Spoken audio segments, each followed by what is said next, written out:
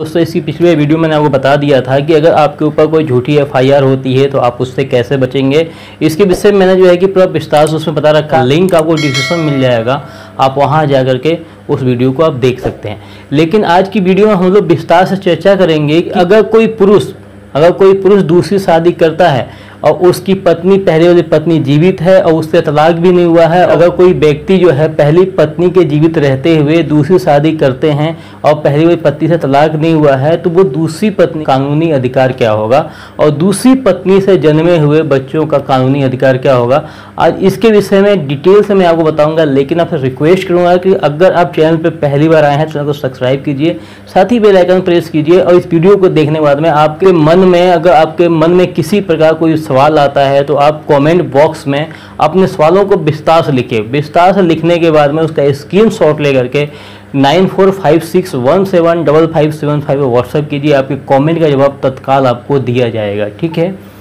इसके ऊपर मैंने पीछे एक वीडियो बना दिया था, उसका भी लिंक आपको डिस्क्रिप्शन मिल जाएगा, वहां जाके उसे देख सकते हैं। लेकिन उसके बाद काफ़ी लोगों ने मेरे व्हाट्सएप पे अलग अलग प्रकार के जो है कि कमेंट किए इस चीज़ को जानने के लिए। दूसरी पत्नी, खास करके कोई दूसरी पत्नी है, सेकंड पत्नी है और पहले वाली पत्नी जीवित थी और उससे तलाक भी नहीं हुआ था और आपसे किसी पुरुष ने शादी किया है, तो वो इस वीडियो को अंत तक जरूर बने रहें। और दूसरी पत्नी से जन्मे हुए जो बच्चे हैं वो ही बने रहिए, क्योंकि इसमें आज आप जानेंगे कि आपके कानूनी अधिकार क्या हैं। तो सबसे पहले हम बात करते हैं दूसरी पत्नी का कानूनी अधिकार क्या है। दूसरी शादी, सबसे पहले हम बात करते हैं कि दूसरी शादी क्या।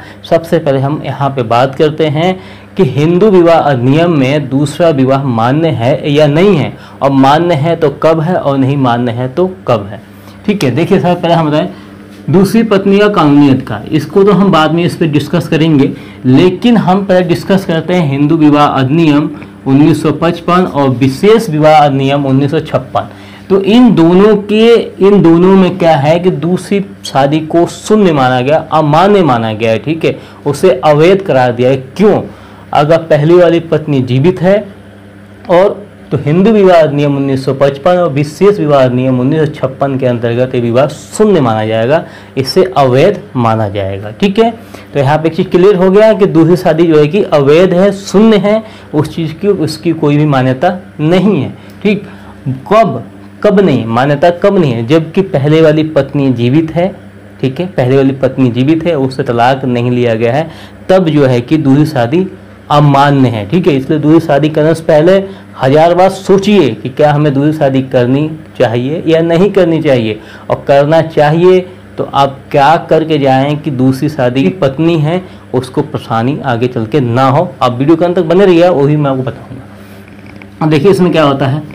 अब दूसरी पत्नी ये तो एक तरह से देखिए हिंदू विवाह अधिनियम 1955 और विशेष विवाह अधिनियम 1956 के अंदर ये शादी जो है कि शून्य, अमान्य है, ठीक है, अमान्य है, ठीक।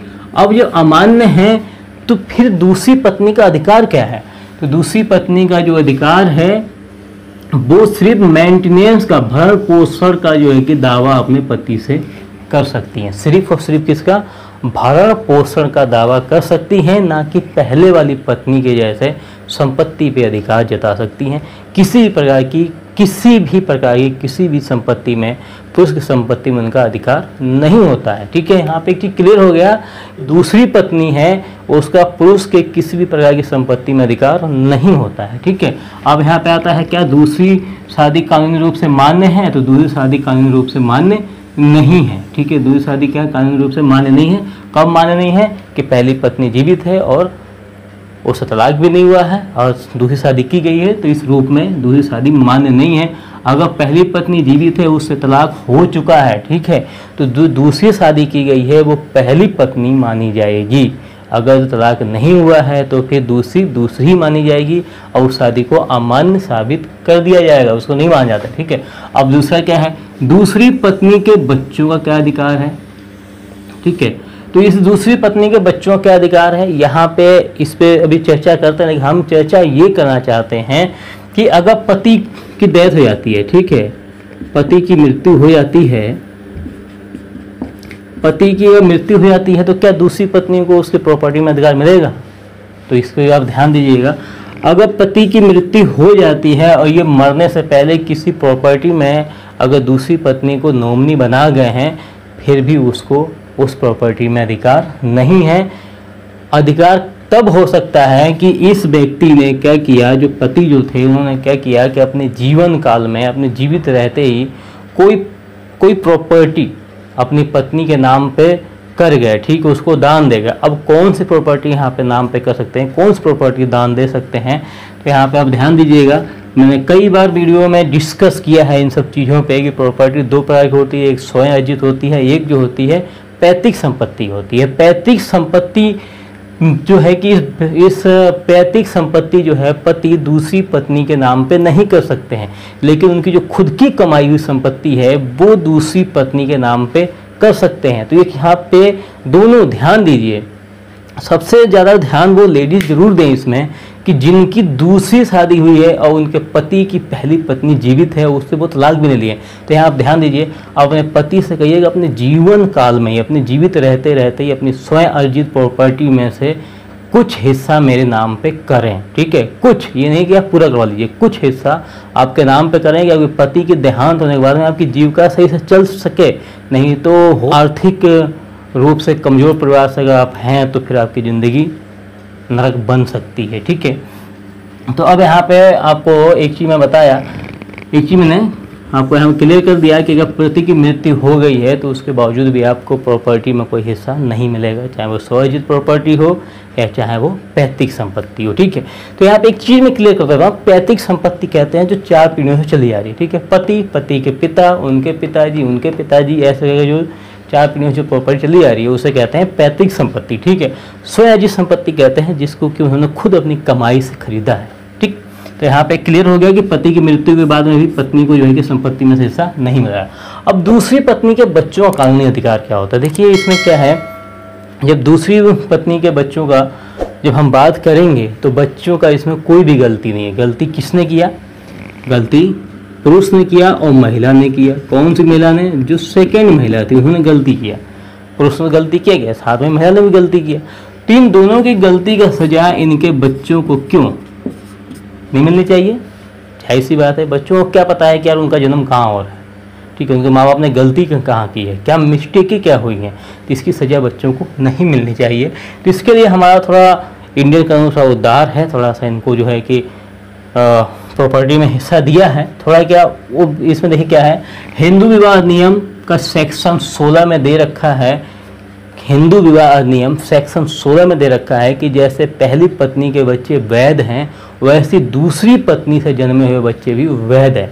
तो अब यहाँ पे क्लियर कीजिएगा, यहाँ पे मैंने आपको पहली स्टार्टिंग बोल दिया था कि जो दूसरी पत्नी से जन्मे हुए बच्चे हैं, इस वीडियो को बहुत ध्यान से देखना आप, ठीक है, या जिसके रिश्तेदारी में, जिसके मिलने जुलने में ऐसी समस्या हो तो वो इस वीडियो को बहुत ध्यान से देखें। इसमें क्या है, हिंदू विवाह अधिनियम का सेक्शन 16 में ये प्रावधान है कि अगर इस प्रावधान है कि अगर किसी पुरुष ने दूसरी शादी की है तो उसके द्वारा जन्मे हुए बच्चे भी वैसे वैध माने जाएंगे जैसे कि पहली पत्नी से जन्मे हुए बच्चे वैध हैं। तो अब जब बच्चे वैध हैं दोनों, तो इसका मतलब है कि पिता की प्रॉपर्टी में से दोनों का हिस्सा मिलेगा, ठीक है, दोनों का हिस्सा मिलेगा, ठीक। अब कैसे हिस्सा मिलेगा, अब थोड़े यहाँ पे जो सेकंड पत्नी के जो बच्चे हैं उसमें थोड़ा सा एक प्रॉब्लम है। प्रॉब्लम क्या है, जैसे मान लीजिए मैंने बताया पैतृक संपत्ति, ठीक, इनके भी पैतृक और स्वयं अर्जित संपत्ति का लफड़ा है। तो जो पैतृक संपत्ति है, अगर जो पति है, जो पिता है, ठीक है, अगर पिता को उनके रहते रहते अगर पैतृक संपत्ति में हिस्सा मिल चुका है, ठीक है, तो बच्चे क्या करेंगे, इनकी पैतृक संपत्ति में सेकंड पत्नी से जो बच्चे हैं वो इस पैतृक संपत्ति से भी हिस्सा ले सकते हैं। अगर जो पिता के मृत्यु से पहले अगर ये पैतृक संपत्ति अगर आपके पिता को नहीं मिला है तो आप इस पैतृक संपत्ति में दावा नहीं करेंगे। किस में दावा कर सकते हैं, स्वयं अर्जित संपत्ति में। जैसे पहले पत्नी के बच्चे अपने पिता की संपत्ति से पूरा हक ले सकते हैं, वैसे सेकंड पत्नी के बच्चे भी पिता की संपत्ति से हक ले सकते हैं, बशर्ते कि पैतृक संपत्ति आपके पिता को उनके जीवन काल में मिल चुकी हो। और इसमें तब आपको मिलेगा, अगर उनके जीवन काल में पैतृक संपत्ति नहीं मिली है तो आपको इसमें हिस्सा नहीं मिलेगा, ठीक है। तो इसमें मैंने एक छोटी सी वीडियो में आपके हर सवालों का जवाब देने का पूरा प्रयास किया। अगर वीडियो में फिर भी कहीं कोई कमी रह गई हो, कुछ बताने में छूट गया हो, तो कमेंट बॉक्स में आप जरूर बताइएगा। इस पे जो है कि थर्ड